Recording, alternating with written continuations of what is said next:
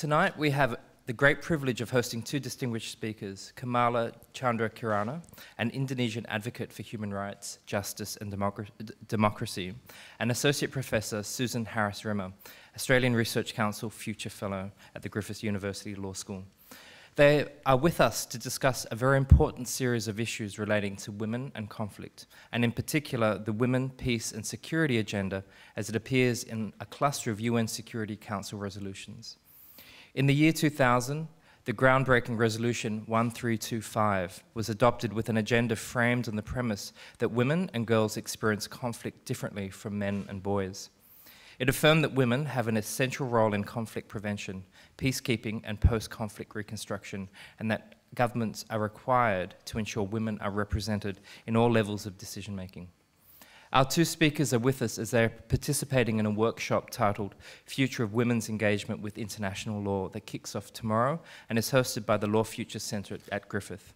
And so as a result, we have many distinguished guests with us in the audience, and I'd like to offer a warm welcome to Dr. Sima Samar, President of the Afghanistan Human Rights Commission, and Professor Jaya Ramu Nogales, Temple University, along with academic colleagues from Canada, the UK, Ireland, India and the Netherlands, and some of Australia's leading professors of international human rights law, including Professor Hilary Charlesworth, Laureate Professor at the University of Melbourne and Australia's judge on the ICJ whaling case, Professor Diane Otto, University of Melbourne, Professor Kim Rubenstein, Professor Andrew Burns, Felicity Jerry, Professor Penny Mathers, Dean of Law and Head of School at the Griffith Law School, and Professor Mary Keys from Griffith Law School. Welcome to you all. I'd like to note the apologies of Mr. Chris Sains, Director of the Queensland Art Gallery, Gallery of Modern Art, Professor Ian Connell, Vice Chancellor and President, Griffith University, and Professor Russell Strood, Director, Griffith Asia Institute. This is another exciting edition of our Perspectives Asia series of talks and seminars. It's a collaboration between Griffith Asia Institute and Griffith University and ACAPA, which is the gallery's Australian Centre of Asia Pacific Art. It's a collaboration which is now in its 11th year. I'd like to thank our sponsor, Yering Station, and of course, the staff at Griffith Asia Institute for their close collaboration, in particular Natasha Vari and my colleague Ruth McDougall. So there are a number of upcoming events which I'd like to highlight, which is part of this series. On the 8th of August, the High Commissioner of Pakistan for Australia, Her Excellency Naila Chauhan, will be here. On the 22nd of September, I'll be chairing a discussion about the representation of Asian Australia within popular culture, and joining us will be Mandy Chang, who is the new head of arts at the ABC TV, as well as Tony Ayres, a well-renowned writer and TV director. And on the 27th of October, we'll have John Faunt, a musician and consultant from Manus Island. So a final point of housekeeping before I introduce our speakers. If you are inclined to tweet, we'd encourage you to do so. The Perspectives Asia hashtag is up on the screen, as are the handles of our respective organisations. I'd like to introduce our speakers tonight. Kamala Chandrakirana is an Indonesian advocate of human rights, justice and democracy. During the conflict-ridden times of 2003 to 2009 in Indonesia, she was chairperson of Indonesia's National Commission on Violence Against Women, a unique national mechanism for women's human rights established by presidential decree.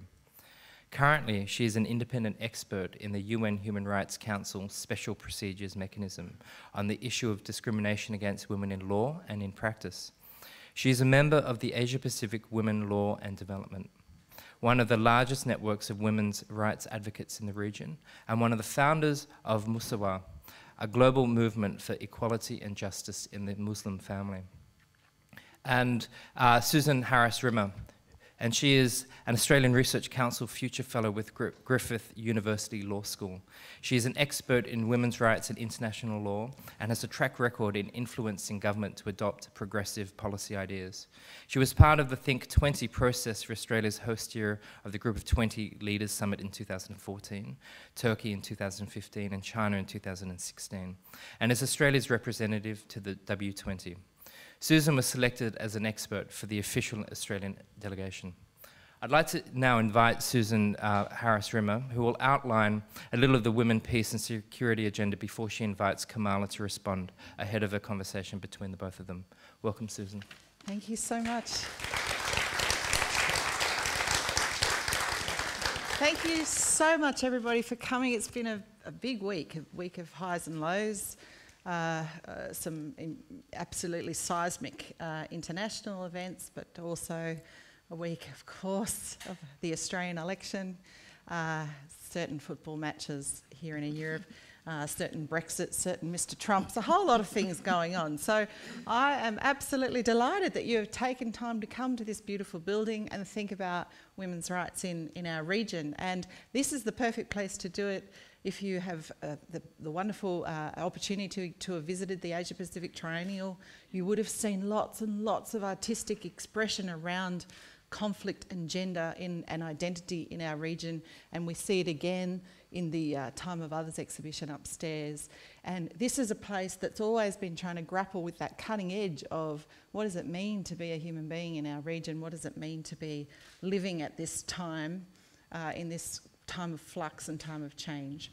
So it's the perfect place to try and think about, well, what does it mean for the UN Security Council over in New York to decide in 2000 to think for the first time about women in times of conflict and their agency and participation and protection. So this was the first time the Security Council had really taken women as actors in war. So the cluster of resolutions simply says women and men experience armed conflict differently. That's all, no more judgment than that, but differently.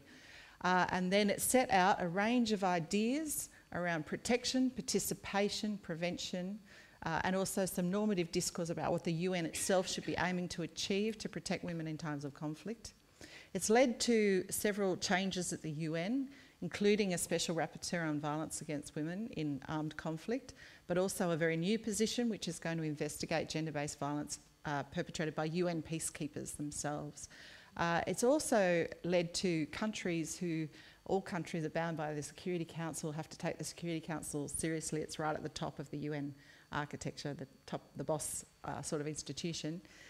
It alone gets to authorise use of force if there is an issue with the international peace and security around the world. So it has a lot of clout in the UN system. And it has talked about the way that states need to implement women, peace and security agendas. So Australia has a national action plan which sits in Defence, the Office for Women and DFAT. It's a 10-year plan, we're up to the first cycle, and there's also a civil society shadow report that goes with it. So this is something that happened in New York but has come home to Australia, and all over Asia it's being talked about and implemented in different ways. So what we're going to hear about tonight from Kamala is this: how did this idea up here that women and men experience armed conflict differently and have different sets of priorities and needs that the UN needs to respond to, what does that look like for someone like Kamala who goes around the region trying to protect and promote women's rights? What does it mean?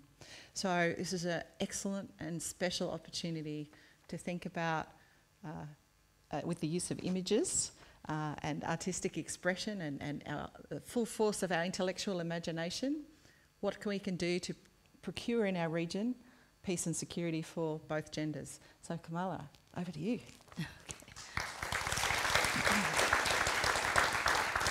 Thank you, Sue, for bringing me to this wonderful place and to be able to speak to you, with you today on this issue of women, peace and security.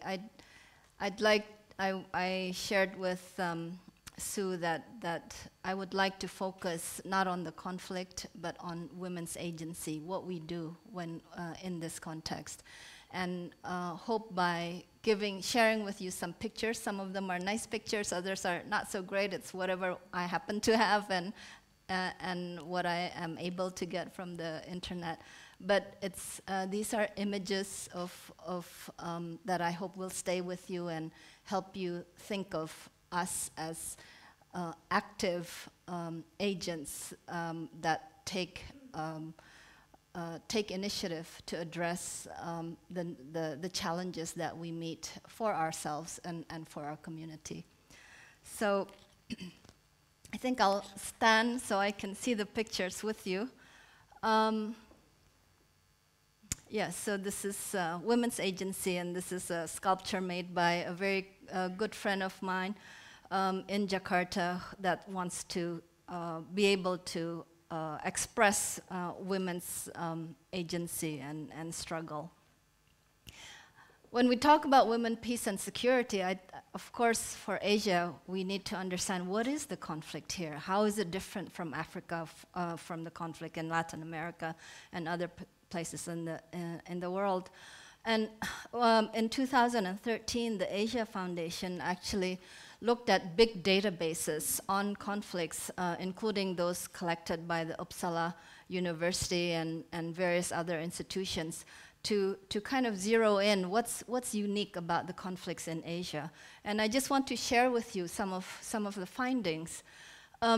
Asia, according to this study, is the site of 60% of the world's active subnational conflicts in the past decade that affect 50% of the countries in South and Southeast Asia.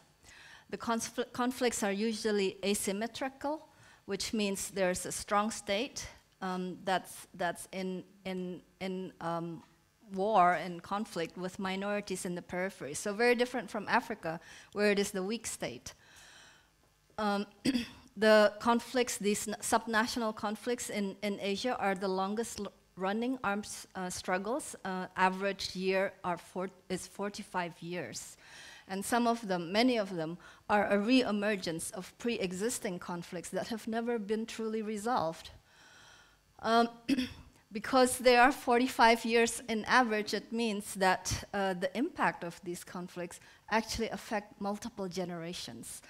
We are children and their children. And many of these conflicts are a result of deep-rooted structural problems, discrimination, inequalities, collusive power structures, and associated with ambitious development agendas.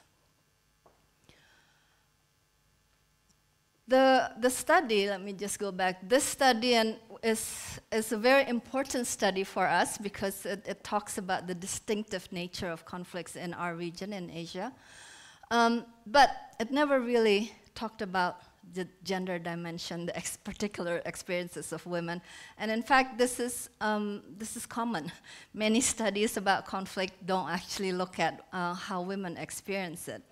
So I want to say that we have documented our own stories because most of the studies have forgotten us.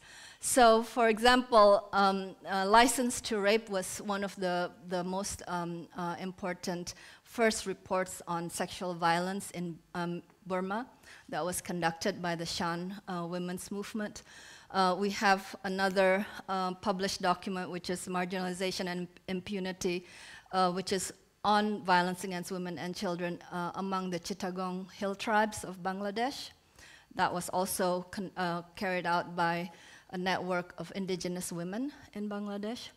We have CHEGA, which is the report produced by the Timor-Leste Truth Commission, Truth, Reception, and Reconciliation Commission, which has a very strong focus on gender-based crimes that occurred in East Timor during the Indonesian occupation, and has a very strong chapter on that. And the last report is called, in English, Enough is Enough. That is the effort that I was personally involved in when I was in the National Commission on Violence Against Women in Indonesia, working with Papuan women to document the experiences of 40 years of human rights violations. And it was a very interesting and important exercise that we did because the Papuan women themselves documented the stories. And when the book was finally out, this is a wonderful picture of the Papuan women themselves feeling that this is theirs, even if they couldn't read what was inside the document. But the sense of ownership was very, very important. We also organize in our communities. We campaign in the streets. This is Pakistan. The In Sun Foundation, we educate ourselves. These are pictures of that middle one of an organization called AJAR, Asia Justice and Rights, that happens to be based in Bali and bringing in rights activists in different regions of Asia. And we demand for accountability. At the bottom corner here is a picture of the day the National Commission on Violence Against Women in Indonesia was born. It came out of a protest meeting by women's rights activists from all the political spectrum, to meet with the new President Habibie to demand for accountability for the violence that women have faced during the New Order regime. And we have come together because we have come together to join forces. We set up, sorry the picture is so blurred, but we have just recently, actually 2 years ago, come together from all the different regions, conflict-affected communities in Asia and the Pacific, to set up an alliance, a women's alliance on peace and security. We felt we needed to do this to join forces, but also to build our collective voice. We found that in most of the international forums that's talking about conflicts and women's experiences in conflict has been focused mostly on Africa. And we felt that the unique experiences that we have in Asia Pacific needs its own voice as well. And we came together to learn from each other, because the other thing that we noticed is that when there are those rare moments where there is documentation on women's experiences in Asia Pacific on conflicts, it's actually being written by other people. It's being written by experts who come for a short period of time, interview us, and then write about us and our work in publications that we never see and in a language we probably don't understand. So we felt we needed to write our own story. We needed to express the voice that we speak when we are in different forums, come from our experiences and the way we understand that experience. And one of the things one of the first projects that we felt was important was a knowledge building project. And we call this knowledge building project Peer-to-Peer Conversations. It's not a research project. It doesn't involve very highly trained trainers. It's just us sitting together, peer-to-peer, having conversations, being inspired and reflect together, and with the belief that through that, we actually are building knowledge that comes from our lives. I'd like to introduce you to my friend, Samsidar. She comes from Central Aceh in Takengon, and she is one of the participants of the Peer-to-Peer Conversations.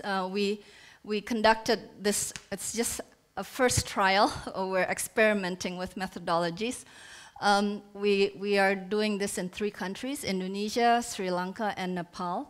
And I did the Indonesian one with my friend Samsidar. Again, we're peer-to-peer. Samsidar is in Aceh, and I'm in Jakarta, and but we've been working together and have become very close friends over the 15 years that we've known each other. And we feel that we want to build our collective knowledge about the experiences with conflict together in a process of reflection and conversation. This picture is a very interesting picture, particularly because of this red seed. It's actually a nut that exists in Indonesia. I don't know what the English term is, Melinjo. And Samsidar never called herself a peace activist. She's trained as an agricultural practitioner, and she. When the conflict erupted in her community, she was going to villages to provide education or training on agricultural issues. And when she started to hear stories about people, and started to see people were being killed on the streets, somebody was hung somewhere, and people were scared. She was meeting women in different villages, and then she heard that there was this particular house where the military was using as a headquarters and where torture was happening. So one of the things we did when I did my peer-to-peer conversation with her was to go back to some of the sites that she was involved, her own journey. And that's the tree where the nut is. And it's just close to this, what's the remnant of that torture, the house of torture, which has been burnt to the ground, and this is what is left of it. And so I want to show you this picture because this is what Samsidar said to me peace was about. She said, and it's interesting because it turns out that some of these same issues came out in the peer-to-peer conversations in Sri Lanka as well as in Nepal. Truth, how important truth is as a foundation for just and lasting peace. In her words, in Samsidar's words, people have to know the truth about all that is happening here for future accountability. So she actually pretended to be doing research on the Melinjo seed nut so that she can get close to this building during the time when the military was still there so that she could start documenting what was happening. And she was the first human rights documenter in Aceh, not just among women, the first in Aceh during that time because she was going around the communities. She also said how important community is. She says, this is the life I choose, to be with the community, whatever the consequence. I represent the community that is allied with neither parties in the conflict. They are the victims of both. When communities were displaced by the conflict, we became humanitarian workers. So there was never one single word that she felt reflected her identity. Sometimes she's called a human rights activist, a women's activist, a humanitarian worker. Nobody, and she never called herself a peace activist, but that was what she meant. And she said, sadly, there's no place for us in the peacemaking process. So these are just some of the pictures of her being in the community. And you can see how much they really love and are close, close with her. So that's one picture. Someone like Samsidar, even as we are happy to have for the first time an international resolution that recognizes the distinct experience of women in peace and security, Samsidar will never be at that forum. Firstly, the conflict in Aceh is considered to be resolved, but Indonesia has never been and will probably never become one of the countries that's under the monitor of the Security Council. Plus, she does not speak English, so she cannot engage.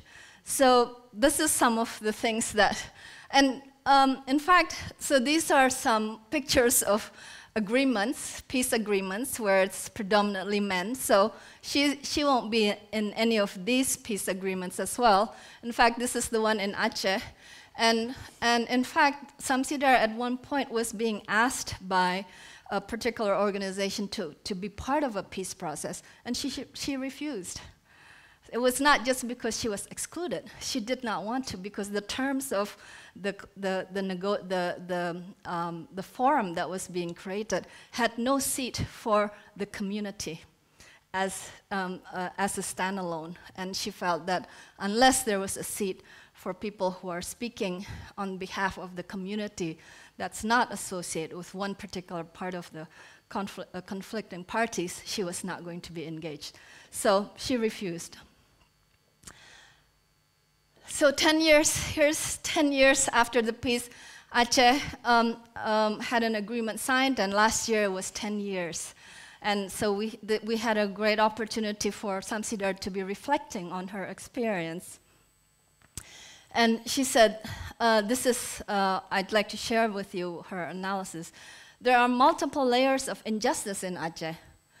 The conflict, so never just one single one. The conflict was not singular in any way.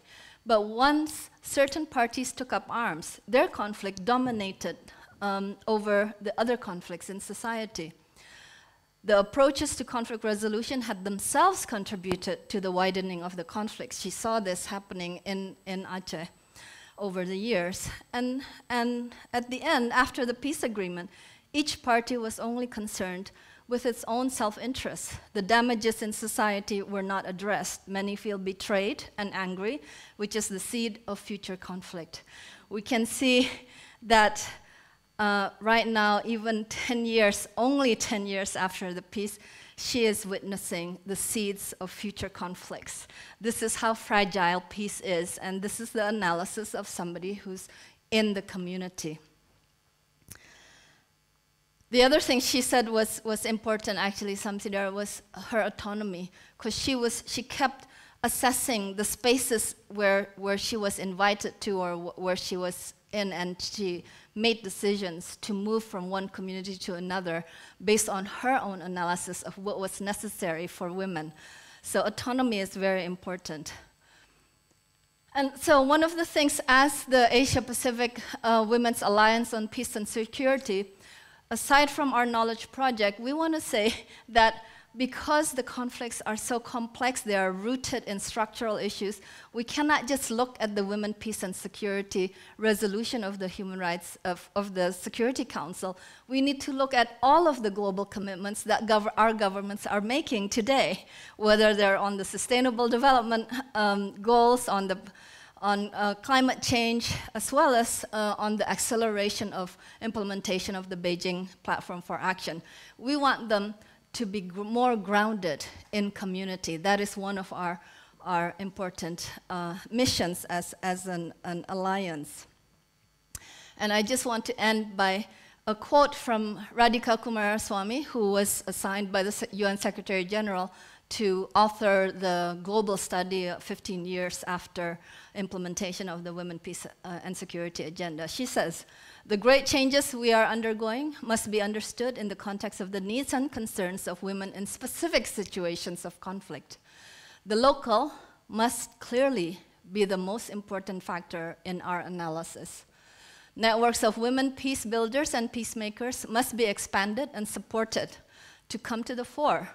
Their solidarity is essential if we are to move the world toward the original vision of the United Nations, where nations turn their swords into plowshares and act with conviction to prevent wars through dialogue and discussion."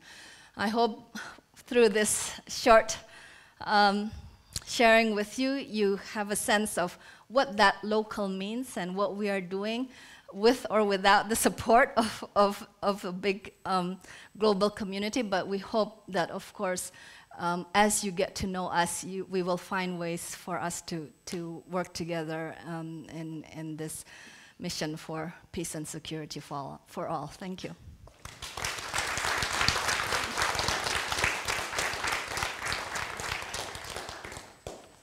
Thank you so much, and we're going to have a short conversation based on that idea. Today we've been talking about a lot of these issues, the idea that the Security Council only decides certain conflicts are a threat to international peace and security. The Security Council members who have the veto power, so that's the top countries, get to take certain issues off the agenda, and certain things are not considered to be something the Security Council can deal with. So they've very recently started thinking about pandemics as a security threat, but they've never looked at organised crime or climate change, certainly not issues like rampant domestic violence or violence against women in public spaces, none of that sort of idea. So there are certain countries and certain continents that receive a lot of attention from the Security Council because the big powers don't veto action in those countries. So most of the Security Council's work is currently focused on Africa. So what it means is China, Japan, Russia often veto action in our region. So what it means for us here in Australia, we have significant peacekeeping investments, and we're about to times that by 10, according to our Foreign Minister and Defence Minister recently. 10-fold investment in our peacekeeping capability. We have convened peace agreements where there have been no women at all, such as the Townsville Agreement around Solomon Islands, and also our work in Bougainville and our work in East Timor and our work in Afghanistan. So this is an area where we're heavily invested, and yet it's a slow journey with our Defence Force and also with our Department of Foreign Affairs. So this is something that's at home, but it's also something that our neighbours face all the time. So what I wanted to ask you, it's been the UN Security Council diplomats did not think of the women, peace and security on their own. They were heavily lobbied for 10 years by women's civil society organisations like your own. And now, if you know, 16 years later, what is your reflections on it? Has it worked out the way you thought it would? Do you still feel that it's a moment to celebrate? Even with all its flaws, how do you feel about it now? Well, you know, even though when I started to work on conflict, which is in 1998 in Indonesia, we didn't have the Security Council resolution. It was in the year 2000. So we were working really without a framework and just trying to be responsive to what was in front of us. But so, you know, it's what does it mean? What difference has it made that now we have the Security Council resolutions? I think the most important thing for me is that it has made this issue a legitimate international issue, and it has opened the space for many conversations to be happening at multiple levels. Not all, for example, how wide and diverse that space is differs from one place to another. For example, my own government says we don't need to have a national plan of action on women, peace and security because we have no conflicts, you know. So it's very dependent on our governments recognizing and acknowledging that there is conflict, and so anyway, so there's not very much space to have that conversation with the government, but we are able to create that space to speak among ourselves, and we then you know, all the body of knowledge and writings and assessments that's been carried out over the past 15 years are things that we can access and help inform us in terms of trying to understand our own situation and find the right actions that we must take. It has made a material difference in Australia. So now all of our outgoing peacekeepers undergo women, peace and security training, which they didn't before. And all of a sudden when you remember we were bidding for the Security Council, then all of a sudden we were very strong on women, peace and security, and it was a genuine part of our Security Council term. But in terms of the investment that we've made in local women who are dealing with peace, it's been minimal. And as you all know, our aid budget's been cut to shreds, which is a personal tragedy as well as a collective tragedy. And so a lot of the work we were doing, say in East Timor, Bougainville, Solomon Islands, we have cut. So I suppose if our Defence Force is increasingly gender sensitive, I won't go further than that in my claims, it doesn't really mean much unless it's helping people in conflict zones have better outcomes. And you know, the UN Secretary General came up with a report on the 15 years after the Women, Peace and Security resolution, and one of the things that was mentioned there was out of the, I think, 53 countries that have a national action plan on women, peace and security, only 11 actually have budgets associated to those plans. So, you know, it's, I mean, how this translates, I mean, you know, we all understand how structures are so deeply embedded and how difficult it is to change institutions such as the security sector. So these kinds, I think we're all quite, would have a sober realization that we need nothing less but a transformative change, which will take decades. So we will probably never see that in our lifetime, the changes, hopefully, if things progress. That's why, for me, the most important thing is to have that space to begin the conversation. Even if policies don't really get implemented, institutions don't really change, at least we have this space where we can have a serious conversation on this issue. There's been a serious amount of pressure put on the negotiators for the Syrian peace agreements to include women, which they have not yet been able to succeed in for various reasons that are constantly put to us. The Afghan peace agreement in Chicago, women were right at the back of the room, I think not very many, and in Bonn. So there's been a range of very recent peace agreements where there still hasn't been any inclusion of women, but at least now that's the subject of great controversy. One of the other issues is the Women, Peace and Security Council resolutions say that when you deploy peacekeepers, when you deploy missions, and when you send mediators, you should be including women in those deployments.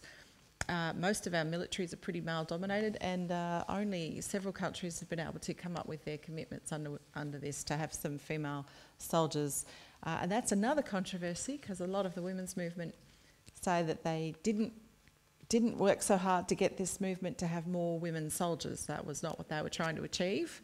They were not trying to achieve more women in armies. They were trying to achieve less militarisation, not more. So that's a big hot debate, especially in the US, because the US is going all out to increase the amount of women in its military at the moment.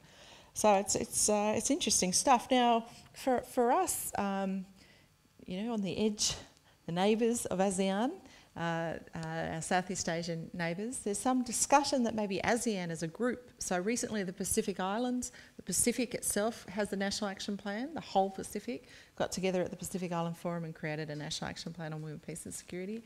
And there's some talk that maybe one day ASEAN might have a women, peace and security plan, which would be a lot easier than getting Myanmar, Cambodia, Laos, Vietnam, Indonesia to all have their own individual plans.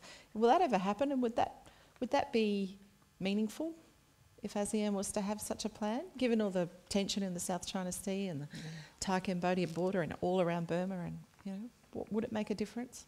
Well, it's certainly timely, precisely because we are now our governments are building up their defense budgets because of the South China Sea, and the idea of militarization, which kind of disappeared from our conversations and from our consciousness, suddenly is back in our front door. So it's timely. Whether ASEAN would come up with a plan of action, I don't know. And whether, even if they do, what difference it would make, I don't know. But I think opening up that space for this conversation across the Southeast Asian countries is going to be very important, because all our countries have lived through wars. And as we saw in the study of Asia Foundation, these are wars that last 4 decades. So this is, in fact, probably the norm rather than not in terms of our lives as nations. And we have so much to learn from each other. Some of us are able to address it more actively and openly, and others are not. The trauma, even the trauma of past conflicts have not been fully resolved, not at all, in fact, because we have not had that space to really talk about this. So it's going to be very important. I think if the ASEAN countries are even willing to begin a conversation with women in the region and women's rights activists in the region, that would be very much welcome. On the other hand, we actually don't need to wait for ASEAN. We are opening up our own space through the Women's Alliance. Of course, it's Asia Pacific, a broader one, but it comes from this sense of need we need to understand this because it is impacting our lives today, and we know it will impact the lives of our children and grandchildren. So it's a very, very central role in central experience in Southeast Asia. I mean, it certainly always reminds me of the difficulties Australians have with dealing with our own conflict and our own past with Indigenous Australians and First Australians, and all those issues are simmering along in our history as well. On a lighter note, and advisedly, before we throw to questions, very advisedly, you're in Kevin Rudd country, all right? But I'm going to ask you a question now, so I want you to keep that in mind. There's a big campaign, if you're on Twitter, it's She for SG, saying we're never going to deal with these issues until the UN itself gets a little bit of gender balance.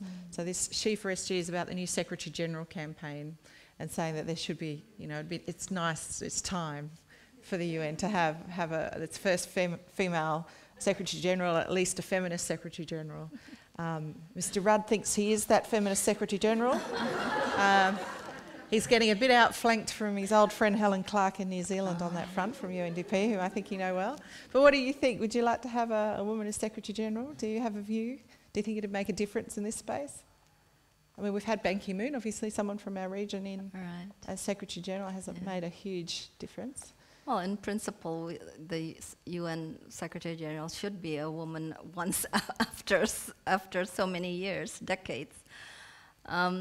If we do get one, it will be interesting because she will be heading an institution in crisis as opposed to an institution that's growing and at its peak. And so it's... So best to give it to Kevin then. No, but you know,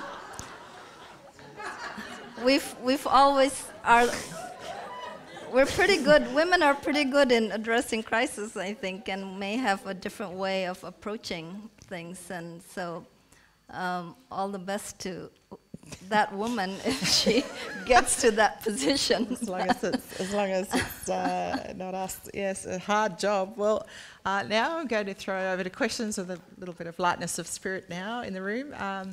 So it's time for questions. I've taken the liberty of tapping some of our conference participants to ask the first question in case you were shy. So I want you to think really hard of some devastatingly difficult questions for Kamala and not for myself. But in the meantime, we have an international expert on women, peace and security in Hilary Charlesworth sitting right there, and another one in Dr. Samar sitting right there.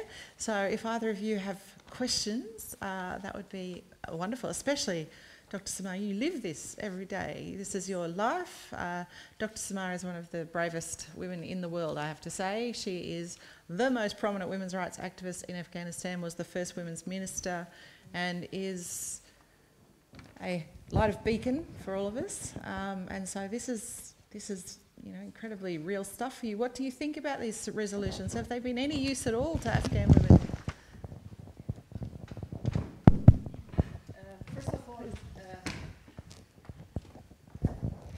Good afternoon to everybody, and I'm very glad to be here and happy to see Kamala again. We had her in Afghanistan and we didn't have enough time to talk, but we are a friend from at least 10, 15 years. I believe that 1325 is an acknowledgement of the need of women for first time by so-called United Nations, where we all of our countries are member of that institution. But the truth is different than what we read it in the resolution itself. Again, I would say that, of course, having a resolution is much, much better than not even touching on issues of women and the impact of conflict on women and girls. In our case, unfortunately, very few of us, we knew about this 1325, and that was a reason to create a space for us to speak. And I remember when we were pushing a lot of pressure on the Ministry of Foreign Affairs in our own country, so I told to the Minister of Foreign Affairs, I said, can you please read yourself the 1325? Because this was the time when they were talking about the negotiation and peace talk with Taliban. And I said, can you please read this 1325, resolution 1325, and print it and take it to the cabinet? Because our president didn't know and the cabinet member didn't know. I mean, they were not interested because, yes, they had some women in the cabinet, but even the female member of the cabinet didn't know about the resolution. Because, you know, the distribution of power and position is based on the power that the people have. The power comes with the people or by the people who has a lot of gunmen. So it's not because of their knowledge, because of their qualification, because of their positive impact on the society or in the community. Then we had the Finnish embassy came up, because Finnish are quite ahead of us on action plan for this 1325. They came up and they signed a memorandum of understanding with our Ministry of Foreign Affairs. So I was speaking there again, and I said, this is 10 years after the announcement or establishment of the Resolution 1325 on women, peace and security. After 10 years, today we signed a memorandum of understanding to begin and make an action plan. So please speed up and do it much more. I mean, of course, the problem was that seems reasonable. It took 5 years to have an action plan, because it's gone to the different people of the current the government. We had the Deputy Minister of Foreign Affairs, we had the Deputy Minister of Defense, we had the Deputy Minister from Interior, from Ministry of Women's Affairs, and some of the civil society, including myself. And then nobody was coming to the meeting because it's not important for them. I remember this Finnish embassy, after signing the MOU, and it was already in the media, and absolute majority of the people did not know what is the Resolution 1325.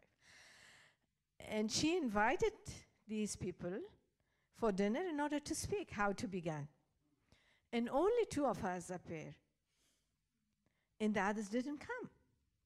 So they had a trip for the training for the same group of people who were responsible in order to do that. Of course, to Helsinki. And some of the deputy ministers lost in Istanbul because they used the ticket, but they went to see their families or I don't know what, to see Istanbul. So it was really quiet, and we were putting pressure. We were getting tired and fighting with the president, with everybody. Finally, we had an action plan which was launched last year, 30th June by the new president. And the sad part is that the action plan was not really, first of all, was not good enough. Secondly, the lady who was responsible in the Ministry of Foreign Affairs, she was not sharing the draft with anybody.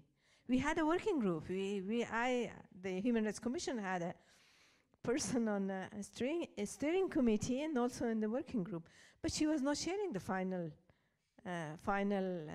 draft. It gone to the president, and the president wanted to see himself.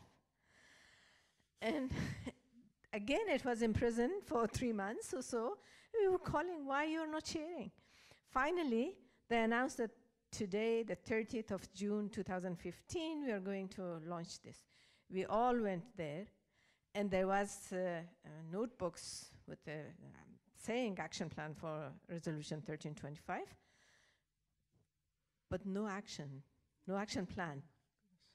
And he came and announced. It was public. Everybody was happy that we have action plan, but there was no action in it.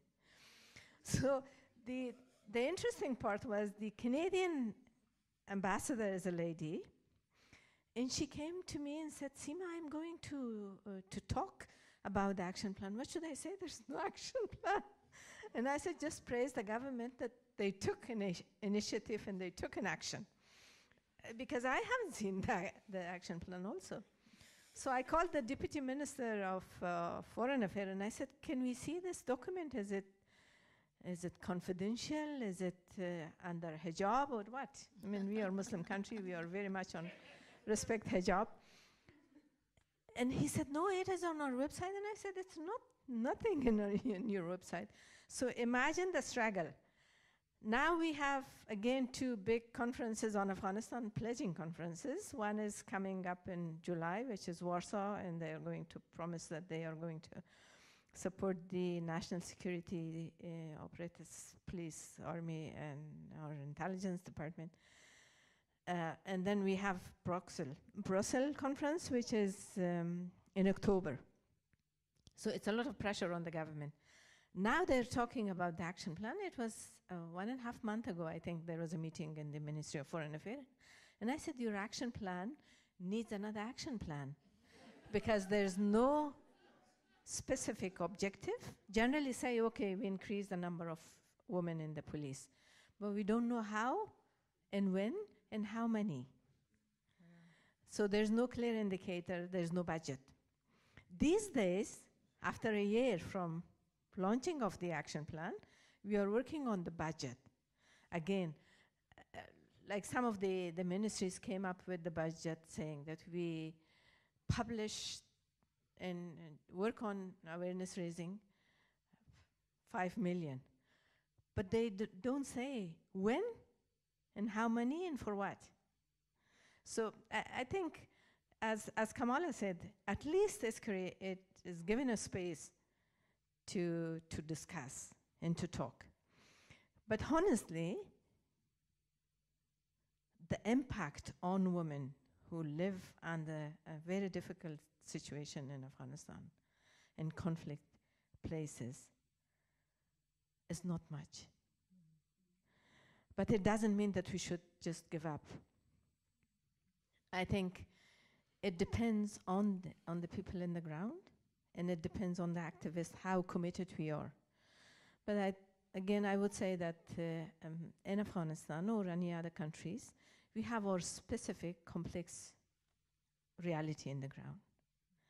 And that cannot be solved with the intervention from Australia, for example.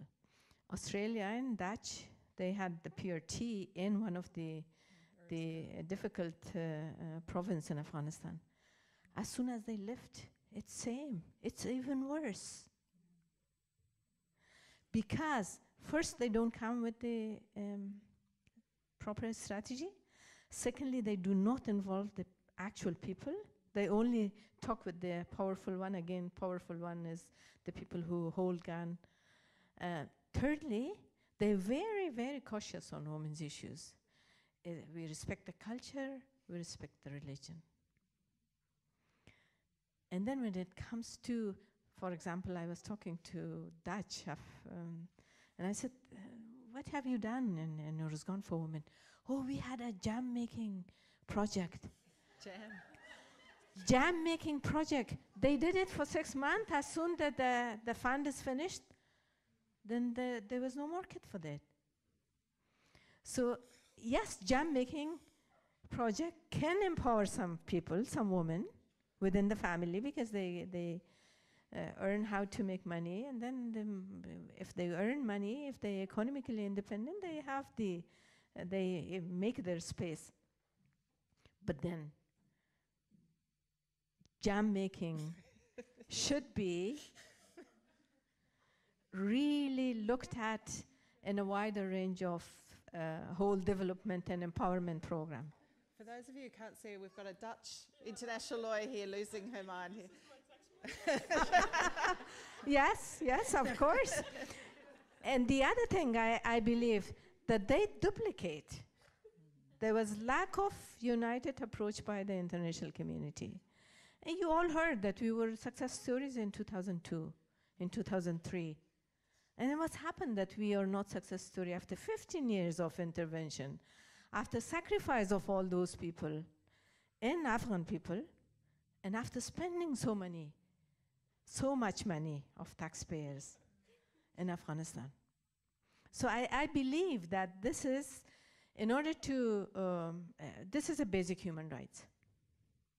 We should look from the lens of human rights and to respect the people's dignity. We should not say, okay, these Afghans, okay, they always been like that. No.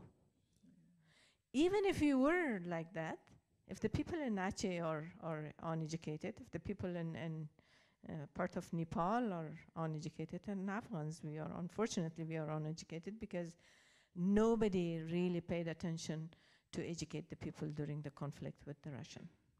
We are still in the same scenario.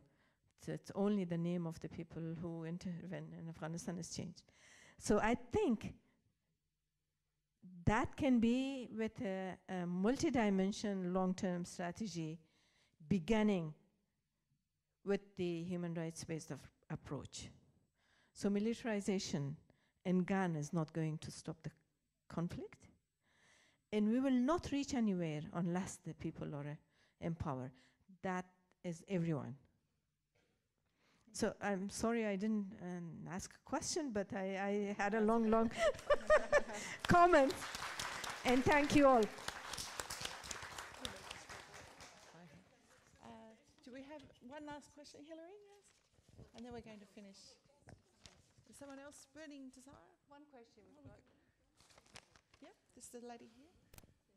I'm really moved by your image of the woman from West Papua kissing the book. Yeah. It was a very, very powerful image, and especially now knowing what's happening in West Papua.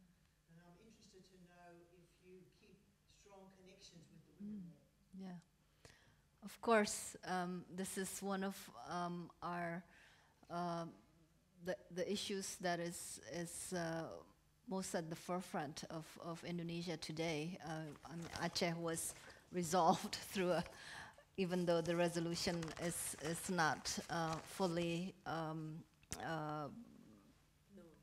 the way we want it to be, but Papua is absolutely our unfinished business in terms of peace and security and human rights. And it's a very complex situation because there's embedded deep racism within Indonesia against the Papuans, and because this issue this situation has lasted for so long, the deep level of distrust is very, very, very high. So we maintain contact. We have very close. We are not just fellow activists. We are dear friends, and try to find any opportunity we can to navigate in a very complex and difficult situation. But first thing is those connections need to be maintained, and this sense of trust. One of the things in order to do that report, for example, we spent 6 months just going around talking to people, the Papuans in church, the Papuans in the customary adult institutions, the women, men, elders, to say we want to be able to document what has that Papuan women have experienced over the years. And it took that time, that 6 months, to really build that trust that we are genuinely doing this, not for the because we believe that whether Papua becomes independent or not, there will still be the issue of violence against women. And so the more we understand what that is, the better for Papua, for Papuan women overall. But I just want to just a little bit comment on, based on... Then alas, we have to end. Yes, what Seema was saying, because this is the tragedy of the women, peace and security agenda. It is the tragedy when the National Action Plan is disconnected from local women who are working in the community on peace and security. In the meantime, it's taken over by a government that it has no interest in implementing it. That is the tragedy, and that's why what's important is the space. That's all we can say genuinely to be the best outcome of this. And the other point I want to say is that actually many of the national action plans are talking about mainstreaming women into the security sector. That's not what we meant that's not what we mean when we're talking about peace and security. We are challenging the whole military-industrial complex. We don't want to be part of that system, but this is how governments are thinking, and that's in many spaces. That's the only way it's being discussed. So it is I personally have very mixed feelings about it, but I do feel that what's important is that it has put the issue on the table, and we need to make use of it as much as we can, as activists do. And now it's all on your table. Thank you so much for coming tonight.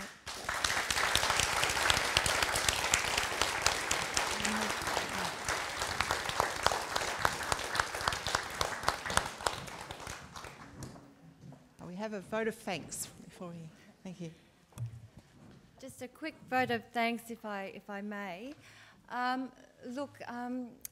was reminded when I particularly heard of Kamala's touching story of her friend in Aceh, of the time I actually worked in the Asia Foundation with Hannah Satrio and Liz Marcos on these kinds of issues, but it was under a program called Islam and Development. And having the good fortune of working with them reminded me of women's actual and potential roles in fostering peace and security, which is often downplayed. Look, I think it also has reminded me, this discussion, is that one argument that we often hear in the context of peace and security is that we should fix peace first and then deal with women's issues later. Clearly, this is not a valid or legitimate argument. But as one author on the subject said, on the contrary, women's perspectives need to be included from the onset in order for peace to be sustainable. Peace can only be reached when the entire population and its needs are accounted for, which I think is completely apt. So on that note, ladies and gentlemen, please join me in thanking both Kamala and Susan for their wonderful contributions.